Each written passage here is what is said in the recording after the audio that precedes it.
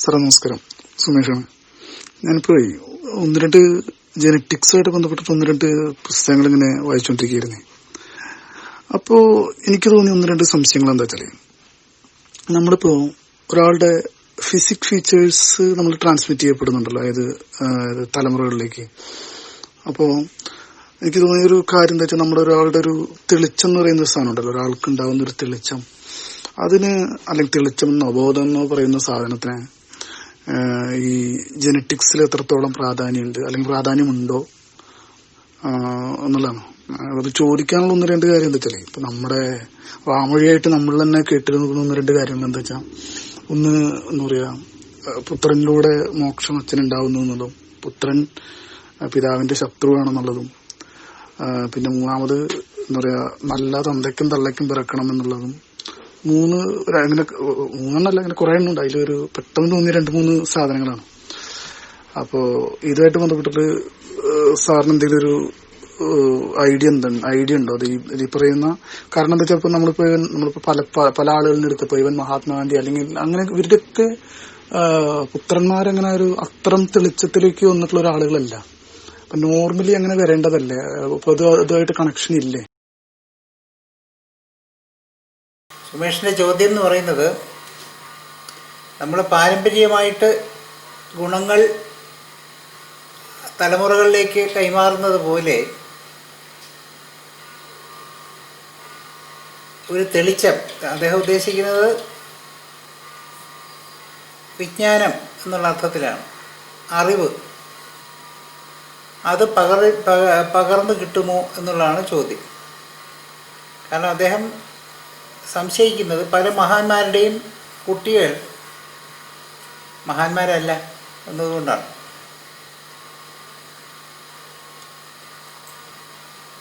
പ്രകൃതിയുടെ ഏറ്റവും അടിസ്ഥാനപരമായ കാര്യം എന്ന് പറയുന്നത് ഡിഫറൻഷിയേഷനാണ്, വൈവിധ്യമാണ്.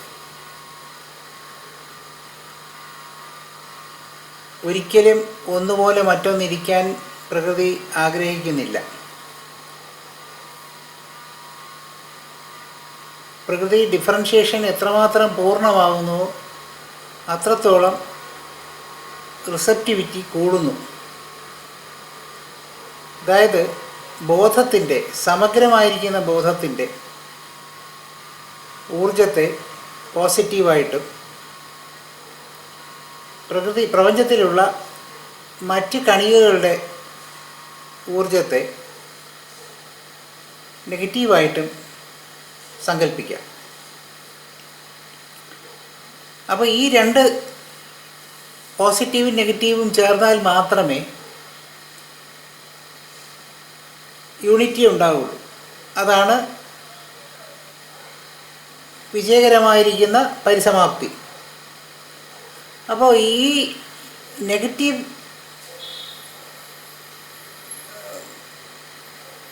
കേന്ദ്രങ്ങൾ അല്ലെങ്കിൽ നെഗറ്റീവായിരിക്കുന്ന സെൻറ്ററുകൾ പോസിറ്റീവായിട്ട് ചേരാൻ പറ്റണമല്ലോ. നെഗറ്റീവ് പോലും അല്ലാതെ പ്രവർത്തിക്കുന്ന അവസ്ഥയുണ്ടാവും. ആ നെഗറ്റീവായിട്ട് ഒരാൾക്ക് റിസപ്റ്റീവ് ആകാൻ സാധിക്കുക, അല്ലെങ്കിൽ പ്രകൃതിയിലുള്ള ഏതെങ്കിലും ഒരു വിഷയത്തിൽ റിസപ്റ്റീവ് ആകാൻ സാധിക്കുക എന്ന് പറയുന്നത് അവയുടെ ഡിഫറൻഷിയേഷൻ പൂർത്തിയാകുമ്പോഴാണ്. ഡിഫറൻഷിയേഷൻ പൂർത്തിയാകുക എന്ന് പറഞ്ഞാൽ വൈവിധ്യവൽക്കരണമാണ് പ്രപഞ്ചത്തിൻ്റെ അടിസ്ഥാനപരമായ സ്വഭാവം എന്നുള്ളതുകൊണ്ട് ആ വൈവിധ്യവൽക്കരണം പൂർത്തീകരിക്കപ്പെടുമ്പോഴാണ് അവിടെ പോസിറ്റീവ് എനർജിയെ സ്വീകരിക്കാനുള്ള നെഗറ്റീവ് എനർജിയുടെ തയ്യാറെടുപ്പ് പൂർത്തിയാകുന്നത്. ഇതൊരു പക്ഷേ ആദ്യമായിട്ടായിരിക്കും കേൾക്കുന്നത്. ഈ നെഗറ്റീവ് എനർജി നമ്മുടെ റിസപ്റ്റിവിറ്റിയാണ്, നമ്മുടെ സ്വീകരണക്ഷമത എന്നതിനെ വിളിക്കാം. സ്വീകരിക്കാനുള്ള കഴിവ്. ഈ സ്വീകരിക്കാനുള്ള കഴിവ് ചെറുതിൽ മുതൽ വലുത് വരെയുള്ള മനസ്സുകളിലുണ്ട്. പക്ഷേ ഏറ്റവും കൂടുതലുള്ളത് ആ വൈവിധ്യത്തിലോട് എത്തിച്ചേരുന്ന സാഹചര്യങ്ങളിലാണ്. ഇതെങ്ങനെയാണ് ഈ വൈവിധ്യം സാധ്യമാക്കുന്നത് എന്ന് നമുക്ക് ആലോചിക്കേണ്ടതായിട്ടുണ്ട്. അതിലേക്ക് വരാം.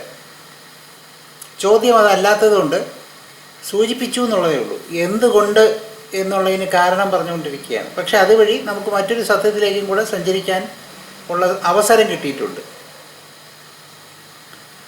അപ്പോൾ ഈ സ്വീകരണക്ഷമത എന്ന് പറയുന്നത് നമ്മുടെ നെഗറ്റിവിറ്റി പൂർത്തിയാക്കുക എന്നുള്ളതാണ്. നമ്മുടെ നെഗറ്റിവിറ്റി പൂർത്തിയാക്കിയാൽ മാത്രമേ ബോധത്തിൻ്റെതായ പോസിറ്റിവിറ്റിയും നെഗറ്റിവിറ്റിയും കൂടെ ചേർന്ന് നമ്മളിൽ ബോധാവസ്ഥ അങ്കുരിക്കുള്ളൂ. ഈ നെഗറ്റിവിറ്റി ഓരോരുത്തരിലും സജ്ജമാക്കുന്നതിന് വേണ്ടി പ്രകൃതിയിലുള്ള ഓരോ വസ്തുക്കളും ഭിന്നമായി തന്നെ ഇരിക്കുന്നു.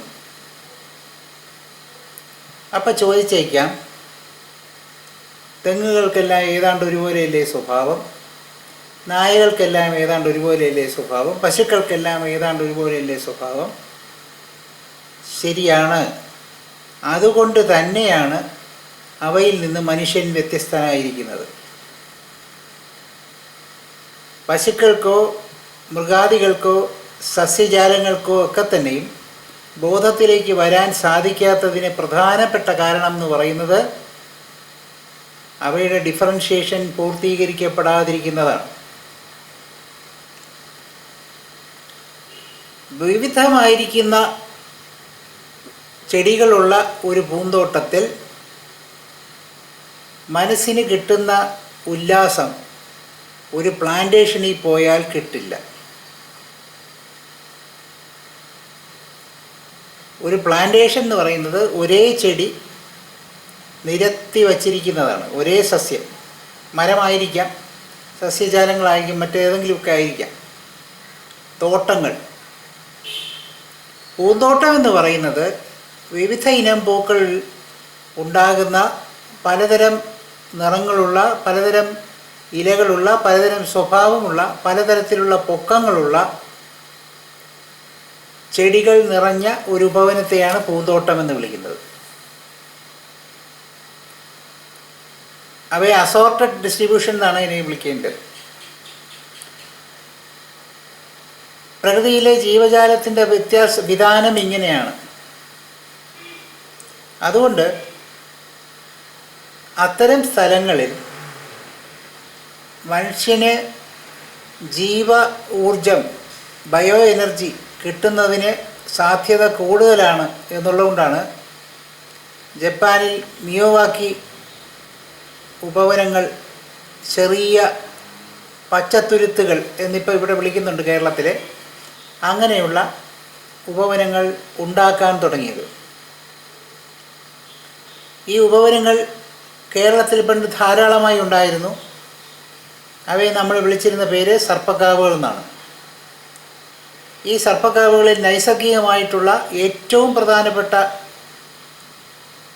ഫ്ലോറ, ഏറ്റവും പ്രധാനപ്പെട്ട സസ്യജാലം നൈസർഗികമായ അവസ്ഥയിൽ ഭൂമിയിലുണ്ടായിരുന്നു. ആരും അത് ശല്യപ്പെടുത്താൻ പോകാതിരുന്നത് കൊണ്ട് പല അന്യം നിൽക്കുന്ന സസ്യജാലങ്ങളും അവിടെ ഉണ്ടായിരുന്നതായിട്ടാണ് പറയുന്നത്. 1992 തിരുവനന്തപുരം ബേസ് ചെയ്ത് എൻവയോൺമെൻ്റൽ റിസോഴ്സസ് റിസർച്ച് സെൻറ്റർ എന്ന് പറയുന്ന ഒരു ക്വാസി ഗവൺമെൻറ് സ്ഥാപനത്തിന് വേണ്ടി സർപ്പക്കാവുകളെക്കുറിച്ചൊരു ഡോക്യുമെൻ്ററി തയ്യാറാക്കാൻ എന്നോട് ആവശ്യപ്പെട്ടു. ആ പ്രോജക്റ്റ് പൂർത്തിയാക്കിയില്ല, പക്ഷെ കുറച്ച് റിസർച്ച് വർക്ക് നടന്നു. എൻ്റെ ഒരു അഭ്യുതകാംക്ഷയായിരുന്ന മുതിർന്ന ഒരു പ്രൊഫസർ ആ പരിപാടി, കാരണവർ സാറാണ് ആ പ്രോഗ്രാം ഓർഗനൈസ് ചെയ്ത് തന്നത്. അദ്ദേഹം സുവോളജി വിഭാഗത്തിൽ നിന്ന് കേരള സർവകലാശാല അദ്ദേഹം റിട്ടയർ ചെയ്തു. പക്ഷേ എന്തായാലും ആ പ്രോജക്റ്റ് കുറച്ച് പേപ്പർ വർക്ക് ചെയ്യാനുള്ള സൗകര്യം എനിക്ക് കിട്ടി. അത്രേ ഉദ്ദേശിച്ചിട്ടുള്ളൂ എന്നെനിക്ക് തോന്നുന്നു. അത് നടന്നിട്ടുണ്ട്. അപ്പോൾ അറിയാൻ സാധിച്ചതെന്ന് വെച്ചാൽ വളരെ റയറായിട്ടുള്ള സസ്യജാലങ്ങളാണ് സർപ്പക്കാവുകളിലുള്ളത്. അപ്പോൾ ഈ സസ്യജാലങ്ങൾ വൈവിധ്യമുള്ളതാണ്. ഒരേ ചെടികളല്ല, വൈവിധ്യമാർന്ന. അതാണ് ഇവിടുത്തെ ജൈവാംശത്തിൻ്റെ പ്രത്യേകത, ജൈവ സാന്നിധ്യത്തിൻ്റെ പ്രത്യേകത. അതൊക്കെ ഇപ്പോൾ വെട്ടിത്തെറിച്ച് കളയാന്നുള്ള ഒരു സാഹചര്യത്തിലാണ് എത്തിയതെങ്കിലും മിയാവാക്കി ഫോറസ്റ്റുകൾ വന്നതോടുകൂടി വീടുകളിൽ 1 സെൻറ്റെങ്കിലും ഉണ്ടെങ്കിൽ പലതരത്തിലുള്ള മരങ്ങൾ ഒരുമിച്ച് നട്ട് അവയുടെ ഉപയോഗം മനുഷ്യന് നടക്കാനും ഇരിക്കാനും ആവസിക്കുന്നതിനുമൊക്കെയുള്ള എല്ലാ സൗകര്യങ്ങളും അതുവഴി കിട്ടുന്നതുകൊണ്ട് അവ വളരെ പ്രചാരത്തിൽ വന്നു. ജപ്പാനിലത് വളരെ പെട്ടെന്ന് വളർന്ന ഒരു പ്രസ്ഥാനമാണ്. ഇന്ത്യയിലത് വളരെ വന്നു. പുളിയർക്കോണത്താണ് കേരളത്തിലെ ആദ്യത്തെ മിയാവാക്കി ഫോറസ്റ്റ് ശ്രീമാൻ ഹരി എന്ന് പറഞ്ഞൊരു മാന്യദേഹം ഉണ്ടാക്കിയിട്ടുള്ളത്. ഇവിടെ ഒരു മിയാവാക്കി, മധുരത്തിലൊരു മിയാവാക്കി ഉണ്ടാക്കാൻ ശ്രമം നടത്തി. അതാണ് ശ്രീകുമാരാരാമം എന്ന പേരിട്ട സ്ട്രോൾ ഗാർഡൻ. അതിൽ വിവിധ ഇനം വൃക്ഷങ്ങളാണ്. പക്ഷെ അവയിലൊരു തരംതിരിവുണ്ട്. പൂർണ്ണമായും അസോർട്ടഡ് അല്ല, ഒരു ചെറിയ തരംതിരിവ് അതിനകത്തുണ്ട്. എന്തായാലും ഞാനിത് പറഞ്ഞുകൊണ്ട് വരുന്നത് എന്താണെന്ന് വെച്ചാൽ, അത്രയ്ക്ക് വൈവിധ്യം കൊണ്ട് സമ്പുഷ്ടമായിരിക്കുന്നൊരു ജീവാവസ്ഥ സൃഷ്ടിക്കുന്നതിന് ഈ സസ്യജാലങ്ങൾക്ക് കഴിയുന്നുണ്ട്. അപ്പോൾ നമ്മൾ തിരിച്ചു പോവുകയാണ്. ആ സസ്യജാലങ്ങളൊക്കെ തന്നെയും ഏതാണ്ട് ഒരേപോലെ ഇരിക്കുന്നത് കൊണ്ടാണ് പലവയ്ക്കും ബോധത്തിലെത്തിച്ചേരാൻ കഴിയാതെ പോകുന്നത് എന്ന് പറയാനാണ് ഇത്രയും പറഞ്ഞത്. തോട്ടങ്ങളിൽ ഉള്ള നമുക്ക് കിട്ടുന്ന അനുഭവം എന്ന് പറയുന്നതല്ല പൂന്തോട്ടത്തിൽ കിട്ടുന്നത് എന്ന് പറയാൻ വേണ്ടിയാണ് ഇത്രയും പറഞ്ഞത്. തിയോസഫിക്കൽ സൊസൈറ്റി പ്രസ്ഥാനക്കാർ ഇതിനെ കാണുന്നത് ഗ്രൂപ്പ് സോളുകൾ എന്ന് പറഞ്ഞാൽ, അവരിതിനെ ഗ്രൂപ്പ് സോൾ എന്നാണ് വിളിക്കുന്നത്. അതായത് കുറേ മരങ്ങൾക്കൊരു ഗ്രൂപ്പ് സോൾ, ഒരു സോളാണ് ഉള്ളത്. അല്ലെങ്കിൽ കുറേ ചെടികൾ, കുറേ മൃഗങ്ങൾക്ക്, കുറേ പക്ഷികൾക്ക്, കുറേ കോഴികൾക്ക്, കുറേ നായകൾക്ക്, ഇതൊക്കെ ഗ്രൂപ്പ് സോളാണെന്ന് പറഞ്ഞാണ് അവരതിനെ വ്യാഖ്യാനിക്കാൻ ശ്രമിച്ചിരിക്കുന്നത്. അതിൻ്റെ ആന്തരികമായ അർത്ഥം എന്ന് പറയുന്നത് ഈ ഡൈവേഴ്സിറ്റി പൂർത്തിയാകാതിരിക്കുന്നതുകൊണ്ടാണ് അവരങ്ങനെ ധരിച്ചിരിക്കുന്നത്. എല്ലാവർക്കും എൻ്റെ വളരെ ഡിഫറൻ്റ് ആയിട്ടുള്ള സോളുകൾ, ആത്മാക്കൾ തന്നെയാണ്, മാനസികാവസ്ഥ തന്നെയാണ് ഉള്ളത്. പൂർണ്ണമായും മനസ്സവിടെ വികസിച്ചിട്ടില്ല എന്നുള്ളത് സത്യം തന്നെയാണ്. അപ്പോൾ അതുകൊണ്ടാണ് അവർക്ക് ബോധത്തിലേക്ക് പ്രവേശിക്കാൻ വളരെ ബുദ്ധിമുട്ട് തോന്നുന്നത്. സുമേഷ് ഇപ്പോൾ ഒരു നായയെ വാങ്ങിച്ച് വളർത്തുകയാണെങ്കിൽ ആ തെരുവിലുള്ള നായയും സുമേഷിൻ്റെ നായയും തമ്മിൽ ഡിഫറൻഷിയേഷൻ ഉണ്ടാവും. ആ ഡിഫറൻഷിയേഷനിൽ കൂടെയാണ് ആ നായയ്ക്ക് പ്രത്യേക ചില ഭാഷകൾ മനസ്സിലാക്കുകയും പ്രത്യേക ചില സംസാരങ്ങൾ അനുസരിക്കുകയും പ്രത്യേക ചില ശീലങ്ങൾ ഉണ്ടാക്കുകയും ഒക്കെ ചെയ്തുകൊണ്ടിരിക്കുന്നത്. ഈ ഡിഫറൻഷിയേഷൻ അതിൻ്റെ വളർച്ചയുടെ പ്രധാനപ്പെട്ട കാര്യമാണ്. അപ്പോൾ ഈ ഡിഫറൻഷിയേഷന് വേണ്ടിയാണ് പ്രപഞ്ചം ഉണ്ടായിരിക്കുന്നത്. ഏകമായിരിക്കുന്ന ഒന്ന് വൈവിധ്യത്തിലോട്ട് തിരിഞ്ഞു എന്നുണ്ടെങ്കിൽ അത് പൂർത്തീകരിക്കപ്പെടേണ്ടതാണ്. എന്തുകൊണ്ടാണിത് നിരോധിക്കപ്പെടുന്നത്? നമ്മൾ എങ്ങനെയാണ് ഇതിനെ നിരോധിക്കുന്നതെന്ന് നമുക്കറിയാമോ? അത് നമ്മൾ മനസ്സിലാക്കണം. എങ്ങനെയെന്ന് വെച്ച് കഴിഞ്ഞാൽ, നമുക്ക് ഏതെങ്കിലുമൊക്കെ തരങ്ങളെ ഇഷ്ടപ്പെടുന്നുണ്ട്. ആ തരങ്ങളെ ഇഷ്ടപ്പെടുകയും ആ തരങ്ങളിലുള്ള വെറൈറ്റികളെ നമ്മൾ സ്വീകരിക്കാൻ തയ്യാറാവുകയും ആ തരങ്ങളിലല്ലാത്തവയെ നമ്മൾ തിരസ്കരിക്കുകയും ചെയ്തുകൊണ്ടിരിക്കുക. എല്ലാ താല്പര്യങ്ങളും, മനുഷ്യൻ്റെ എല്ലാ താല്പര്യങ്ങളും എടുത്തു നോക്കിയാൽ മനസ്സിലാവും. ആഹാരത്തിൻ്റെ കാര്യത്തിലായാലും ഏത് വിഷയങ്ങളുടെ കാര്യത്തിലായിരുന്നാലും അവനൊരു തിരഞ്ഞെടുപ്പുണ്ടായിരിക്കും. അവൻ്റെ തിരഞ്ഞെടുപ്പെന്ന് പറയുന്നത് എക്സ്ക്ലൂസീവാണ്. കുറേ കാര്യങ്ങളെ എക്സ്ക്ലൂഡ് ചെയ്തുകൊണ്ടാണ്, ഒഴിവാക്കിക്കൊണ്ടാണ് അവൻ തിരഞ്ഞെടുക്കുന്നത്. ഒരു വ്യക്തിയെ ഇഷ്ടപ്പെടുകയാണെങ്കിൽ ഏതാണ്ട് അതേ രീതിയിലോ അതേ സ്വഭാവമോ അതേ ബോഡി ലാംഗ്വേജോ എന്തെങ്കിലുമൊക്കെ വ്യക്തിത്വത്തിൽ ഏകതാനതയുള്ള ആൾക്കാരെ ആയിരിക്കും നമ്മൾ ഇഷ്ടപ്പെട്ടുകൊണ്ടിരിക്കുന്നത് മുഴുവൻ, ഇക്കാലം അത്രയും, ഇനിയുള്ള സമയവും. ഇത് നമ്മൾ വെറൈറ്റിയെ ബ്രേക്ക് ചെയ്തിരിക്കുന്നതിൻ്റെ ലക്ഷണമാണ്. ഭക്ഷണം, ചിലർക്ക് ഊണില്ലാതെ പറ്റില്ല. നമുക്ക് ശ്രീനാഥനൊക്കെ അറിയാവുന്ന കാര്യമാണ്. ഹിമാലയത്തിൽ പോകുമ്പോഴത്തേക്ക് അദ്ദേഹം അരിയാഹാരം കഴിച്ചില്ലെങ്കിൽ അദ്ദേഹത്തിന് വലിയ അസുഖമായിരുന്നു. ഒരു ഭക്ഷണത്തോടുള്ള താല്പര്യം. ഇത്തരത്തിലുള്ള വെറൈറ്റികളെ ബ്രേക്ക് ചെയ്യുന്ന ഒരു സ്വഭാവം മനുഷ്യൻ പഠിച്ചു വരികയും ആ വെറൈറ്റികളോട് നീതി പുലർത്താതിരിക്കുകയും ചെയ്യുന്നൊരു പ്രവർത്തനമുണ്ട്. പ്രകൃതിയോട് ചേർന്ന് നിൽക്കുക എന്ന് പറഞ്ഞാൽ വെറൈറ്റിയുമായിട്ട് ചേരുക എന്നുള്ളതാണ്. അഡാപ്റ്റബിലിറ്റി എന്നതിനെ വിളിക്കും. വിവിധമായിരിക്കുന്ന, അതായത് വൈവിധ്യമുള്ള പ്രകൃതിയുമായിട്ട് ചേർന്ന് നിൽക്കാനും അതിനോട് സമരസപ്പെട്ടു പോകാനുമുള്ള കഴിവുണ്ടാക്കുക എന്നുള്ളതാണ് വൈവിധ്യത്തിൻ്റെ പ്രാധാന്യം. അപ്പോൾ ഈ വൈവിധ്യം നിലനിർത്തുകയാണെങ്കിൽ മാത്രമേ നമ്മളിൽ, മനുഷ്യരിൽ പൂർണ്ണമായ നെഗറ്റിവിറ്റി പൂർത്തിയാകുള്ളൂ. ആ നെഗറ്റീവ് ഗ്രിഡ് എന്നുള്ള അർത്ഥത്തിൽ സ്വീകരണക്ഷമത, ആ നെഗറ്റിവിറ്റി പൂർണ്ണമായാൽ മാത്രമേ ബോധത്തിൻ്റേതായ പോസിറ്റിവിറ്റിയുമായിട്ട് ചേർന്ന് ആ സായുജ്യ പദവിയിലേക്ക് എത്താൻ പറ്റുകയുള്ളൂ. ഇത് സാധ്യമാകുന്നത് എവിടെയാണ് എന്ന് ചോദിച്ചു കഴിഞ്ഞാൽ സമ്മേളനങ്ങളിലാണ്. ഈ സമ്മേളനത്തിന് മനുഷ്യന് ഇത്രയും താല്പര്യം എന്ന് പറയുന്നത് അതാണ്. എന്തെങ്കിലുമൊക്കെ കാര്യത്തിന് വേണ്ടി സമ്മേളിക്കുമ്പോൾ അവൻ വെറൈറ്റിയെ ആക്സെപ്റ്റ് ചെയ്യുന്നു. ഒരുപക്ഷെ ബാഹ്യമായ നോട്ടത്തിൽ ഒരു രാഷ്ട്രീയ വിശ്വാസമുള്ളവർ, അല്ലെങ്കിൽ ഒരു മതവിശ്വാസമുള്ളവർ, അല്ലെങ്കിൽ ഒരു ഗുരുവിൻ്റെ ശിഷ്യന്മാർ, അല്ലെങ്കിൽ എന്തെങ്കിലുമൊക്കെ ഒരേ താല്പര്യമുള്ള ആൾക്കാർ ഇതൊക്കെ ആയിരിക്കും വന്ന് ചേരുന്നത്. പക്ഷേ ആ താല്പര്യം മാറ്റി നിർത്തിയാൽ ഓരോരുത്തരും തികച്ചും ഭിന്നരാണ്. അങ്ങനെ ഭിന്നരായിരിക്കുന്ന ആൾക്കാർ ഒത്തുകൂടുമ്പോൾ അവിടെ ആ നെഗറ്റിവിറ്റി പൂർണ്ണമാകുന്നുണ്ട്. അങ്ങനെയുള്ള നെഗറ്റിവിറ്റി പൂർണ്ണമാകുന്നിടത്ത് ബോധത്തിൻ്റേതായ പോസിറ്റിവിറ്റി ശക്തമായി സമ്മേളിക്കുകയും അവിടെ നല്ല ഒരു എനർജി ഫീൽഡ് ക്രിയേറ്റ് ചെയ്യപ്പെടുകയും ചെയ്യും. ഈ എനർജി ഫീൽഡ് ക്രിയേറ്റ് ചെയ്യപ്പെടുന്നത് കൊണ്ടാണ് പാർട്ടികൾ, സമ്മേളനങ്ങൾ, യോഗങ്ങൾ, ജാഥകൾ, വിവാഹം ഇത്യാദി സമ്മേളനങ്ങളൊക്കെ മനുഷ്യൻ സംഘടിപ്പിച്ചുകൊണ്ടിരിക്കുന്നത്, വീണ്ടും വീണ്ടും മതിയാകാതെ സംഘടിപ്പിച്ചുകൊണ്ടിരിക്കുന്നത്. ഇതിൻ്റെ ഒരു ബ്രേക്കാണ് ഇപ്പോഴത്തെ ഈ പറഞ്ഞ കോവിഡ് കൊണ്ടുവന്നിരിക്കുന്നത്. അത് നമുക്ക് പിന്നീട് ചർച്ച ചെയ്യേണ്ട വിഷയമാണ്. അപ്പോൾ ഇത്തരത്തിൽ യോജിക്കുന്ന സ്ഥലങ്ങളിൽ, ഒരു പ്രാർത്ഥനാലയത്തിലോ ഒരു സംഗീതം നടക്കുന്ന സ്ഥലത്തോ ഒക്കെ യോജിക്കുമ്പോൾ സമാന മനസ്സരായിട്ട് ഉള്ളവരാണെങ്കിലും പല വിഭിന്ന രുചിക്കാരായിരിക്കുന്ന ആൾക്കാർ ഒത്തുചേരുന്നിടത്ത് ആ നെഗറ്റിവിറ്റിയുടെ ഊർജം പൂർത്തീകരിക്കപ്പെടുകയും അവിടെ ഡിഫറൻഷിയേഷൻ്റെ പൂർത്തീകരണം കൊണ്ട് അവിടെ പൂർണ്ണമായിരിക്കുന്ന സ്വീകരണക്ഷമത ഉണ്ടാകുകയും ആ ബോധത്തിൻ്റെ പോസിറ്റിവിറ്റിയിൽ നിന്നുള്ള സ്വീകരണക്ഷമത നെഗറ്റിവിറ്റിയിലേക്ക് ഉണ്ടാകുകയും ചെയ്യുന്നത് വളരെ, ഇതിപ്പോൾ ബോധത്തിൻ്റെ ഒരു ആവേശമൊന്നും അവിടെ നടക്കുന്നില്ല, ഒരു ബോധത്തിൻ്റേതായ ഇൻവേഷനൊന്നും അവിടെ നടക്കുന്നില്ലെങ്കിൽ പോലും ബോധത്തിൻ്റെ ആനന്ദത്തിൻ്റെ ഒരു ചെറിയ അംശം ആ കൂട്ടായ്മയിലേക്ക് വരികയും അതുകൊണ്ട് സന്തോഷം ഉണ്ടാകുകയും ചെയ്യും. ഒരു ഉത്സവം നടക്കുന്ന സ്ഥലത്ത് പോയി ഇറങ്ങി നോക്കൂ,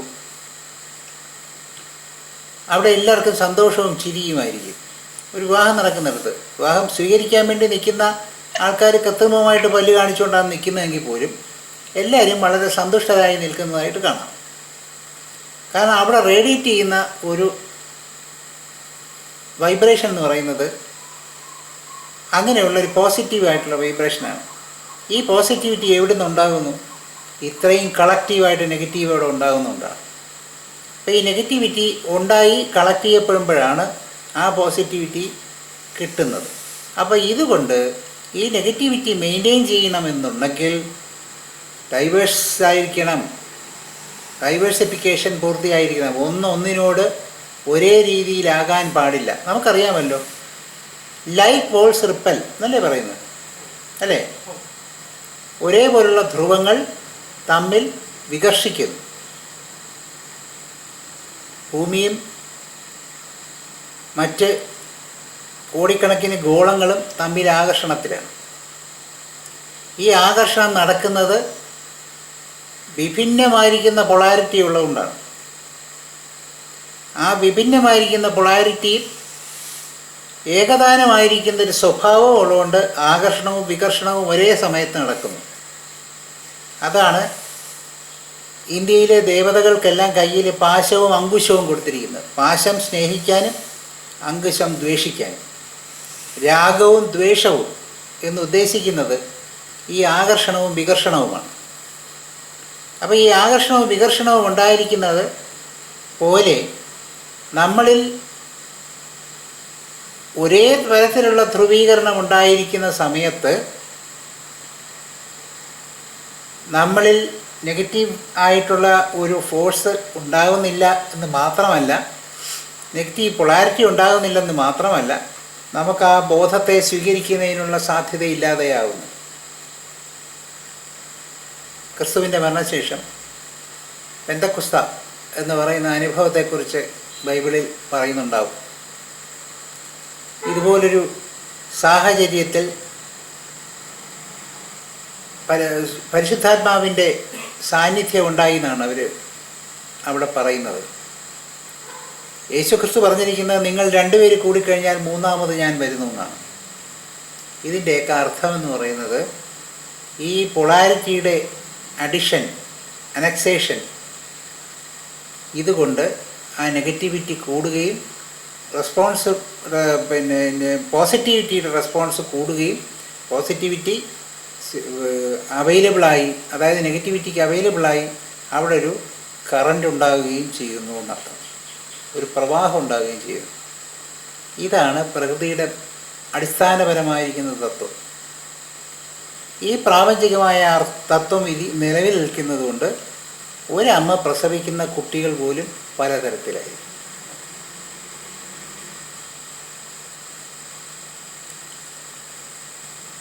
നമ്മുടെ ധൃതരാഷ്ട്രർക്ക് എത്ര മക്കളുണ്ടായിരുന്നു? ആ മക്കളെല്ലാവരും ഒരുപോലെയല്ലായിരുന്നു. ധൃതരാഷ്ട്രരുടെ സ്വഭാവം അവർക്കുണ്ടായിരുന്നെങ്കിൽ പോലും അവർ പല കാര്യങ്ങളിലും വിഭിന്നരായിരുന്നു. പഞ്ചപാണ്ഡവന്മാർ വിഭിന്നരായിരുന്നു. ഓരോ സഹോദരന്മാരെ ഇനി എടുത്തു നോക്കാം. ഇനി അധികാരം അവകാശം വെറുതെ ഒരു ഉദാഹരണം പറഞ്ഞു പോകേണ്ട കാര്യമില്ല. ഓരോ ഉദാഹരണം എടുത്തു നോക്കിയാലും അവർക്കെല്ലാം ഭിന്നമായിരിക്കുന്ന അവസ്ഥ ഉണ്ടാകുന്നത്. ഈ വൈരുദ്ധ്യം എന്ന് പറയുന്നത്, ഈ വൈരുദ്ധ്യവും ഈ വൈവിധ്യവും പ്രപഞ്ചത്തിൻ്റെ അടിസ്ഥാന ഘടകങ്ങളാണ്. ഇവയില്ലാതെ ഇവിടെ ഒന്നും ഉണ്ടാവില്ല. ഏറെ തിരിച്ച് അല്ലാത്ത സമ്മേളനങ്ങളിൽ ദുഃഖം വളരെ കൂടുന്നതായിട്ട് കാണാം. അപ്പോൾ ചില സ്ഥലങ്ങളിൽ നമ്മൾ ആൾക്കാരെ ഒരുപോലെ അല്ല കാണുന്നത്, ഡിഫറൻഷ്യേറ്റ് ചെയ്യുന്നു എന്നെല്ലാം പറയാറുണ്ട്. വാസ്തവത്തിൽ പ്രപഞ്ചത്തിൻ്റെ ഒരു ധർമ്മമാണ് ഈ ഡിഫറൻഷ്യേഷൻ എന്ന് പറയുന്നത്. അതിനെ ഒരുമിച്ചാക്കാൻ പറ്റുകയില്ല. അതെപ്പോഴും മനസ്സിലാക്കി വെച്ചേക്കേണ്ട കാര്യമാണ്. അപ്പോൾ ഈ ഡിഫറൻഷ്യേഷനാണ് അടിസ്ഥാനപരമായിട്ട് ഒരാൾ മറ്റൊരാളിൽ നിന്ന് വ്യത്യസ്തനായിരിക്കാനുള്ള ഒന്നാമത്തെ കാരണം. ഈ വൈജാത്യമാണ് മക്കളിൽ ഉണ്ടാകുന്നത്. അതുകൊണ്ട് സ്വാഭാവികമായിട്ടും അച്ഛന്മാരെ പോലെ മക്കളെ ബോധത്തിൻ്റെ കാര്യത്തിൽ ഒരുപോലെ ഇരിക്കാൻ സാധ്യമല്ല. കാരണം ശാരീരികമായിരിക്കുന്ന ഭൗതിക പ്രകൃതിയോ അല്ലെങ്കിൽ ശാരീരിക രീതികളോ, ബോഡി ലാംഗ്വേജ്, നടക്കുന്ന രീതി, ഇരിക്കുന്ന രീതി, അത്തരം രീതികളോ, അല്ലെങ്കിൽ കുറച്ചുള്ള സംസാരത്തിൻ്റെ രീതികൾ, സ്വഭാവത്തിൻ്റെ രീതി, ഇവയൊന്നുമല്ല വൈവിധ്യം ഉണ്ടാക്കേണ്ടത്. വൈവിധ്യം ഉണ്ടാക്കേണ്ടത് പ്രധാനമായിട്ട് മാനസികമായ നിലയിലുണ്ടാകുന്ന വൈവിധ്യമാണ്. അതുകൊണ്ട് തന്നെ പ്രകൃതി ആ വൈവിധ്യം കാത്തു സൂക്ഷിക്കാൻ നിർബന്ധിതമാണ്. അതാണ് ഞാൻ എപ്പോഴും പറയാറുള്ളത്. പ്രകൃതി ബോധപ്രാപ്തിക്ക് വേണ്ടി ശ്രമിക്കുന്നവരെ പരമാവധി നിരുത്സാഹപ്പെടുത്തുകയും പ്രകൃതിയുടെ വഴിയിലേക്ക് കൊണ്ടുവരികയും ചെയ്യുമെന്ന് പറയുന്നതിന് കാരണം എന്താ വെച്ചാൽ പ്രപഞ്ചത്തിൻ്റെ പ്രാപഞ്ചിക ധർമ്മം എന്ന് പറയുന്നത് അതാണ് എന്നുള്ളതുകൊണ്ടാണ്. ഈ പ്രാപഞ്ചിക ധർമ്മം എന്ന് പറയുന്നത് പലപ്പോഴും ഒരു ക്ലസ്റ്റർ ഉണ്ടാവുകയും ആ ക്ലസ്റ്ററിൽ കുടുങ്ങിക്കിടക്കുകയും അതുവഴി ഈ ഡൈവേഴ്സിറ്റി ബ്രേക്ക് ചെയ്യുകയും ഈ ഡൈവേഴ്സിറ്റി ബ്രേക്ക് ചെയ്യുന്ന ഒരു തെറ്റിൻ്റെ ഭാഗമായിട്ട് ആ കർമ്മഫലമായിട്ട് ആ ക്ലസ്റ്റർ ഒളിഞ്ഞു പോവുകയും ചെയ്യുക എന്നുള്ളതാണ് പ്രകൃതിയുടെ ഒരു ജോലി, രസകരമായ ജോലി.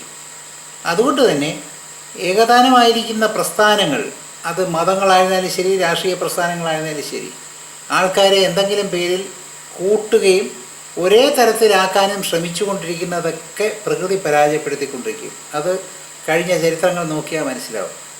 അത്ഭുതകരമായി പ്രകൃതി അതിൻ്റെ എല്ലാ സാധ്യതകളെയും പൊളിച്ചുകളയും. അത് എന്തിൻ്റെ പേരിലായിരുന്നാലും ശരി, മതത്തിൻ്റെ പേരിലായിരുന്നാലും മീമാംസകളുടെ പേരിലായിരുന്നാലും അത് ഈ പ്രത്യയശാസ്ത്രങ്ങളുടെ പേരിലായിരുന്നാലും എന്ത് പ്രവർത്തനങ്ങളായിരുന്നാലും ശരി, അവ കൂടുന്നതിൽ പ്രകൃതി ഇത്തരത്തിലുള്ള ഇടപെടലുകൾ നടത്തിക്കൊണ്ടിരിക്കുന്നതായിട്ട് കാണാം. ഇതൊരു രഹസ്യമായ കാര്യമാണ്. ഒരു വശത്ത് പ്രകൃതിയുടെ സ്വഭാവം തന്നെയാണ് ആൾക്കാർ അവരവരുടെ രീതികളിലേക്ക് മറ്റുള്ളവരെ കൂടെ കൊണ്ടുവരിക എന്നുള്ളത്. ചിലർക്ക് പ്രകൃതി തന്നെ ഉണ്ടാക്കുന്ന സ്വഭാവം എന്ന് പറഞ്ഞാൽ അനുകരിക്കാനുള്ള സ്വഭാവമാണ്. ഒരു ഗ്ലാസ്, ഒരു ക്യാൻറ്റീനിലെ ഒരു ഗ്ലാസ്സിൽ വെള്ളം എടുത്താൽ അതേപോലെ മറ്റൊരാൾക്ക് വെള്ളം എടുക്കണമെന്ന് തോന്നും. ഒരു കഫറ്റേറിയയിൽ ഒരു ഭക്ഷ്യപദാർത്ഥം ഒരാൾ സെലക്ട് ചെയ്താൽ ബാക്കിയുള്ളവർക്ക് അത് സെലക്ട് ചെയ്യണമെന്ന് തോന്നും. ഇതൊക്കെ കോമൺ ആയിട്ടുള്ള, അതൊക്കെ മാനേജ്മെൻറ്റിൽ പഠിക്കാനുള്ള ചില കാര്യങ്ങളാണ്. ഇതെല്ലാം ആ പ്രിഫറൻസുകൾ പലതും മനുഷ്യനുണ്ടാക്കുന്നത് ഇത്തരത്തിലുള്ള താല്പര്യങ്ങൾ വഴിയാണ്. ഇതെല്ലാം ഉണ്ടാക്കിക്കൊണ്ടിരിക്കുന്ന പ്രകൃതി തന്നെയാണ്. പക്ഷേ അതേ പ്രകൃതി തന്നെ ഡിഫറൻഷിയേഷനെയാണ് പ്രോത്സാഹിപ്പിച്ചുകൊണ്ടിരിക്കുന്നത്. ഈ ഡിഫറൻഷിയേഷൻ എന്ന് പറയുന്നത് എന്താണ് എന്ന് ചോദിച്ചു കഴിഞ്ഞാൽ, മാനേജ്മെൻറ്റ് തിയറി അനുസരിച്ച് മറ്റൊരു കാര്യം കൂടെ പറയേണ്ടി വരും. മാനേജ്മെൻറ്റ് അനുസരിച്ച്, എക്കണോമിക്സ് അനുസരിച്ച് ഡിഫറൻഷിയേഷൻ എന്ന് പറയുന്നത് ബ്രേക്കിംഗ് ഓഫ് മൊണോപ്പൊളിയാണ്, കുത്തകയുടെ ഇല്ലായ്മയാണ്. കുത്തക എന്ന് പറഞ്ഞാൽ ഒരേ കാര്യം തന്നെ എല്ലാവരും ഉപയോഗിക്കുന്ന ഒരു മാർക്കറ്റ് സിറ്റുവേഷൻ ഉണ്ടാക്കുക എന്നുള്ളതാണ്. ഒരു വിപണി, അവിടെ ഒന്ന് മാത്രമേ കിട്ടുകയുള്ളൂ, വേറെ ഒരു തരത്തിലുള്ള സാധനങ്ങളും കിട്ടില്ല. അതിൻ്റെ നേരെ ഓപ്പോസിറ്റാണ് കോമ്പറ്റീഷൻ. ശക്തമായ മത്സരമുള്ള വിപണിയാണ്. ഇതിന് രണ്ടിനും മധ്യത്തിലായിട്ട് മൊണോപ്പൊളിസ്റ്റിക് കോമ്പറ്റീഷൻ എന്നൊരു വിപണിയുണ്ട്. അവിടെ മൊണോപ്പൊളിയും ഉണ്ട്, കോമ്പറ്റീഷനും ഉണ്ട്.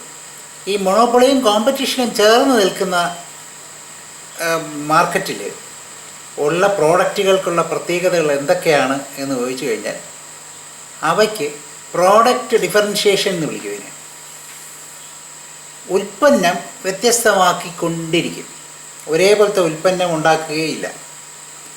എല്ലാവരും ഒരേ രീതിയിലുള്ള പേസ്റ്റുകൾ വിൽക്കുമ്പോൾ ഒരാൾ ഉപ്പ് ചേർന്ന പേസ്റ്റ് വിറ്റ് തുടങ്ങും, ഒരാൾ ഉമുക്കീരി ചേർന്ന പേസ്റ്റ് വിറ്റ് തുടങ്ങും, കുറെ കഴിയുമ്പോൾ ഇനി മഞ്ഞൾ ചേർന്ന പേസ്റ്റ് ഇറങ്ങും. ഇങ്ങനെ പല പല ഡിഫറൻഷിയേഷൻ ഉണ്ടാക്കിക്കൊണ്ടിരിക്കും. അതാണ് പ്രോഡക്റ്റ് ഡിഫറൻഷിയേഷൻ എന്ന് പറയുന്നത്.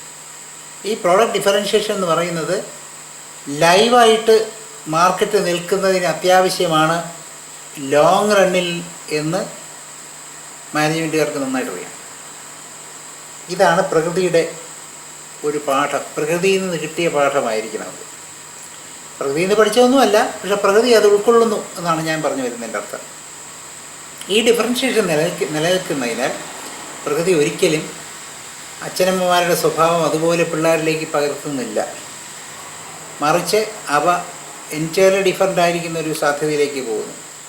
എങ്ങനെയാണോ മിന്നൽ പിണർ ഉണ്ടാകുന്നത് കാർമേഘത്തിൽ നിന്നാണ് എന്ന് പറയുന്നത് പോലെ, എങ്ങനെയാണോ താമരപ്പൂവ് ചെളിയിലുണ്ടാകുന്നു എന്ന് പറയുന്നത് പോലെ, നന്മ എപ്പോഴും കലുഷിതമായിരിക്കുന്ന അന്തരീക്ഷത്തിൽ ഉണ്ടാകുന്നത് പോലെ നേരെ തിരിച്ച് നന്മയുടെ കുട്ടികൾ എന്ന് പറയുന്നത് അങ്ങനെ ഇരിക്കണമെന്നേ നിർബന്ധമില്ല. അങ്ങനെ ഉണ്ടെങ്കിൽ ഭാഗ്യം എന്ന് വിചാരിച്ചിട്ടുണ്ടാവും, അത്ഭുതം. ഇതിനെയാണ് നമ്മൾ ക്ലോണിങ് വഴി നിരോധിക്കുന്നത്. ക്ലോണിങ് വഴി പ്രകൃതി വിരുദ്ധമായൊരു പ്രവർത്തനത്തിലേക്ക് നമ്മൾ പോകുന്നു. നമുക്ക് ആവശ്യമുള്ള ഒരേ രീതിയിലുള്ള നിർമ്മാണം ഉണ്ടാക്കുന്നു. ജനിതക മാറ്റങ്ങൾ ഉൾക്കൊള്ളിച്ചുകൊണ്ട് ഒരേ രീതിയിലുള്ള കാര്യങ്ങൾ ഉണ്ടാക്കുന്നു. അതിൻ്റെ ഫലമായിട്ടാണ് അത്തരം ജനിതക പരിശോധനകളും ജനിതക ശാസ്ത്രവും പിന്നെ എഞ്ചിനീയറിങ്ങിൻ്റെയും ഭാഗമായിട്ടാണ് നമ്മളിപ്പോൾ വീട്ടിലിരിക്കുന്നത്. നമ്മളിപ്പോൾ പുറത്തിറങ്ങാൻ വയ്യാതെ എന്താണ് ബന്ധനമെന്ന് മനസ്സിലാക്കിക്കൊണ്ട് വീട്ടിൽ ഇരിക്കുന്നത് കാരണം അതിൽ കിടന്ന ജനിതക പരിശോധനകളാണ്. മനുഷ്യനെ എങ്ങനെയൊക്കെ പറ്റിക്കാം എന്ന് നോക്കുന്ന വൈറസുകൾ ഉണ്ടാക്കിയപ്പോൾ ഇത്രയും കയ്യിൽ നിൽക്കാത്ത നാശങ്ങൾ ഉണ്ടാകും എന്ന് കരുതിയില്ല. അപ്പോൾ അത്തരത്തിലുള്ള പരീക്ഷണങ്ങൾ അപ്രാകൃതികമായിട്ട് തന്നെ പ്രകൃതി അതിനെ നിയന്ത്രിക്കുന്നുള്ളതാണ്. പ്രകൃതി അതിനെ നിയന്ത്രിക്കും. പ്രകൃതിക്കത് നന്നായിട്ട് നിയന്ത്രിക്കാൻ അറിയാം. അല്ലാതെ വേറെ ആരും രക്ഷകരൊന്നും പ്രകൃതിക്ക് ആവശ്യമില്ല. ഒരു BT വഴുതനങ്ങ ഉണ്ടാകുന്നു എന്ന് പറഞ്ഞാൽ സമരം സംഘടിപ്പിച്ചുകൊണ്ടൊന്നും അതുകൊണ്ട് നിർമ്മാണം നിൽക്കില്ല. അതിൻ്റെ പുറകിലൊക്കെ ഒരുപാട് കുത്തകകളുണ്ടല്ലോ, അതൊക്കെ നടന്നു. പക്ഷെ പ്രകൃതി ഇടപെടും. പ്രകൃതി ഫലപ്രദമായിട്ട് ഇടപെടുകയും അതിൽ വരുന്ന മൂല്യശോഷണം കൊണ്ട് ഈ ഉൽപ്പാദിപ്പിക്കുന്നവർ തന്നെ വേണ്ടെന്ന് വയ്ക്കേണ്ട സാഹചര്യങ്ങളിലേക്ക് വരും. 2, അതുകൊണ്ടുണ്ടാകുന്ന ഹോർമോൺ പ്രശ്നങ്ങൾ അതിലും മനുഷ്യന് അപകടമാണെന്ന് കാണുമ്പോൾ അതിനെ ഉപേക്ഷിക്കേണ്ടതായി വരും. ഇത്തരത്തിൽ പല കാര്യങ്ങളുണ്ട്. അതിലേട്ടൊന്നും പോകുന്ന കാര്യമില്ല. അതിൻ്റെ എക്സ്പെർട്ടുമല്ല. അപ്പോൾ പിന്നെ അതിനെക്കുറിച്ച് ആവശ്യമില്ലാതെ സംസാരിച്ചിട്ട് കാര്യവുമില്ല. അപ്പോൾ ചുരുക്കത്തിൽ ഇത്രയേ ഉള്ളൂ. എന്തുകൊണ്ട് ഒരച്ഛനെ പോലെ മകൻ ബോധവാനല്ലാതിരിക്കുന്നു എന്ന് പറയുന്നതിന് കാരണം ഇത് തന്നെയാണ്. ഈ പലപ്പോഴും ഹിന്ദു ശാസ്ത്രങ്ങളനുസരിച്ച് ഒരാളുടെ മരണശേഷം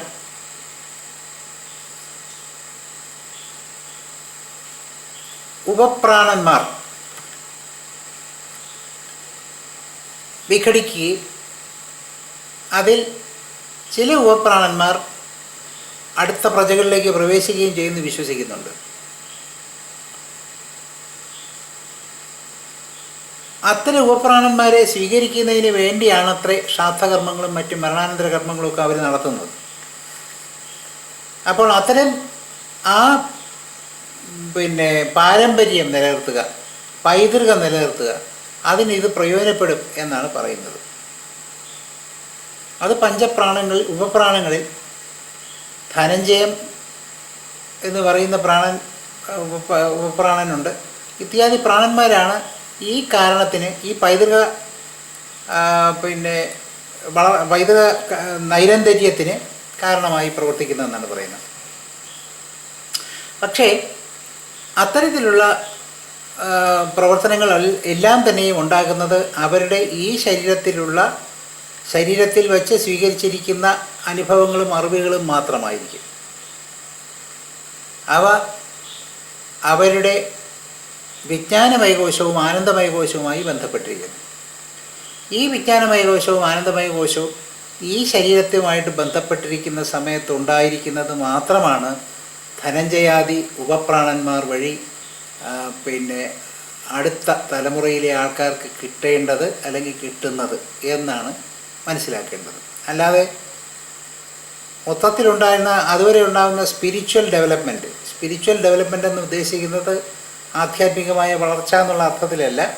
സ്പിരിറ്റ്, അതായത് ആ പർപ്പസിൻ്റെ നിന്ന് എന്തിന് ഞാൻ ജനിച്ചു എന്നുള്ളത് ഡെവലപ്പ് ചെയ്തുകൊണ്ട് വരിക എന്നുള്ളതാണ്.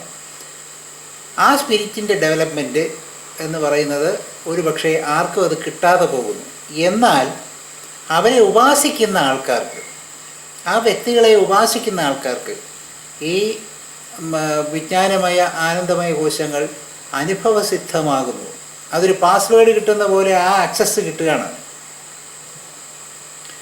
അങ്ങനെ അവർക്ക് തോന്നും അവരിൽ പ്രവർത്തിക്കുന്നത് ശ്രീരാമനാണ്, റൂമിയാണ്, അല്ലെങ്കിൽ മറ്റൊരാളാണ് എന്നിൽ സംസാരിച്ചുകൊണ്ടിരിക്കുകയാണ് എന്നൊക്കെ തോന്നുന്ന അനുഭവങ്ങൾ ഉണ്ടാകുന്നത് ഇത്തരത്തിലുള്ള പ്രവേശം കൊണ്ടാണ്.